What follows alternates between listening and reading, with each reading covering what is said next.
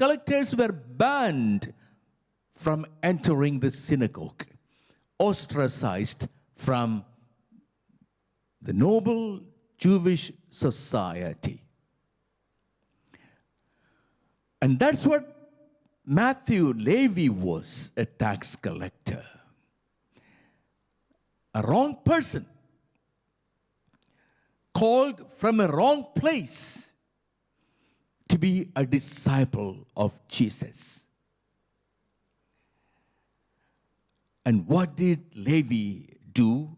3 things we are told that Levi did. 1, he left everything and got up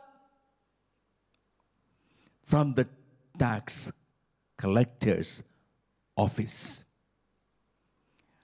Getting up.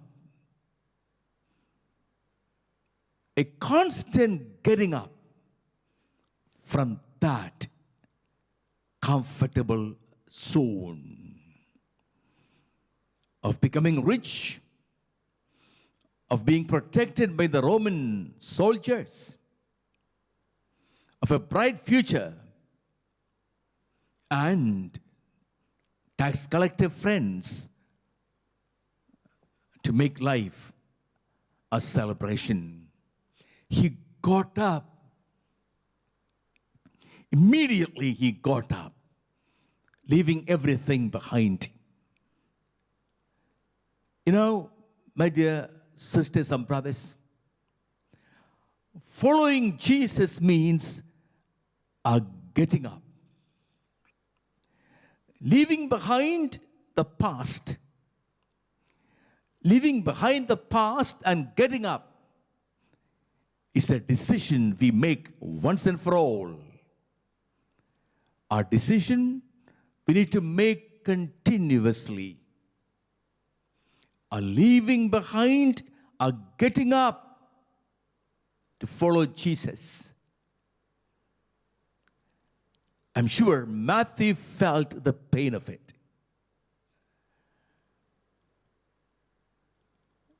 Days he would go walking with the Lord.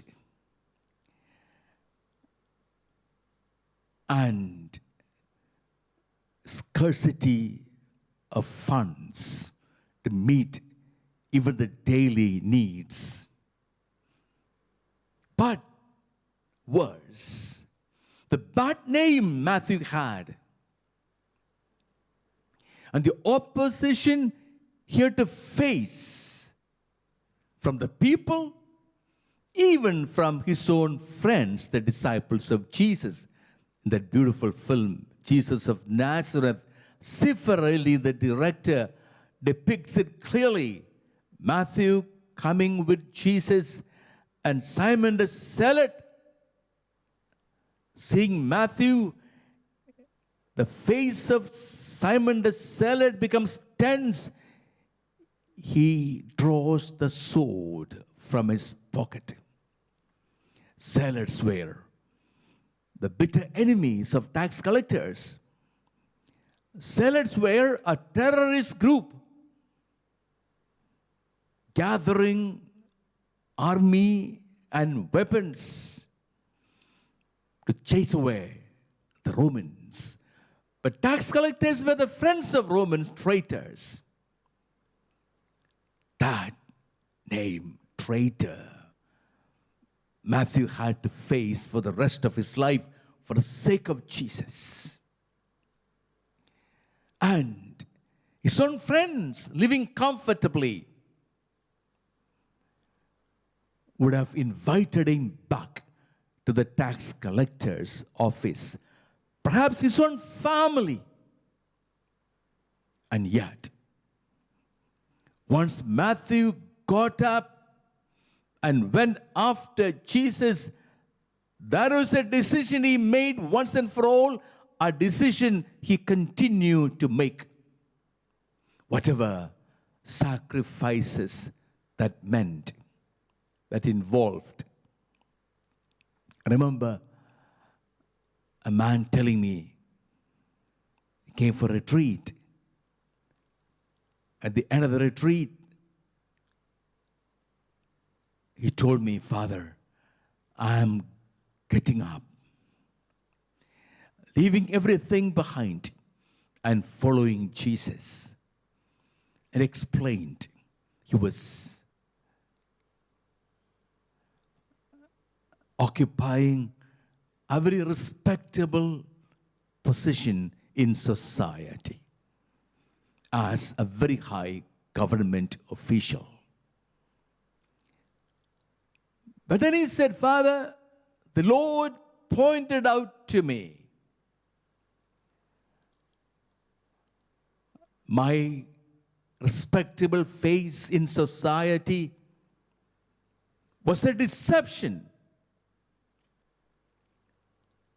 After the working hours, he said he would go to the club to be with his friends, drinking and parties almost every day in one name or other. But he said, Father, I always kept a very respectable posture. I never became a drunkard. I called myself a social drinker. But I realized all the joy, all the delight of my life I find in the club with my friends in drinking. Perhaps I'm not an addict yet, but my evenings would be boring when I did not go to the club. There would be a call within me to go to the club, to drink with the friends and talk all sorts of nonsense. Come back late, very late at home. Father, I realized I don't give my time to my wife and my children. There's no family prayer. I'm losing my eldest son. I don't spend time with him. My wife tells me, our son is facing problems and challenges. Sit with him and talk to him. I would correct him in a very angry way, and he would resent it, I knew. I did not know what else to do. My little daughter, I had no time for her. I'm in the wrong track. I should get up, leave everything behind, and follow Jesus. I make a decision. I met him 3 months after when he came for a retreat again with his family. Father, the price I had to pay for that decision was immense. I lost all my friends. And began to feel the evenings boring. My evenings were very pleasant all through the day.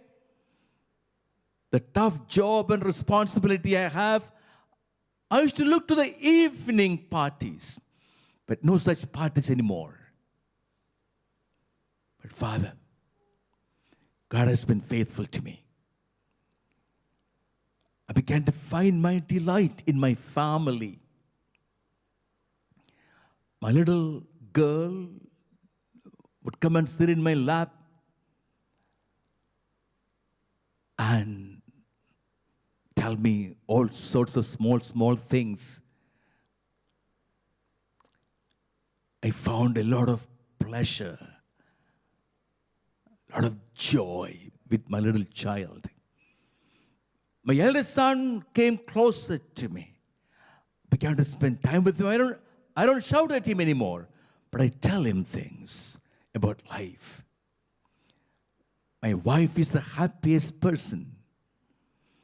We have a family prayer. And yet, Father, when my friends call me again and again to come for a new party, a new person coming in, a political leader coming in, you will get a good position in your office because of this political friend. Again and again, temptations dragging me to that customs office, to that party, to that club. But I have resisted so far. I can't let go of this heavenly peace and joy I experience in my family.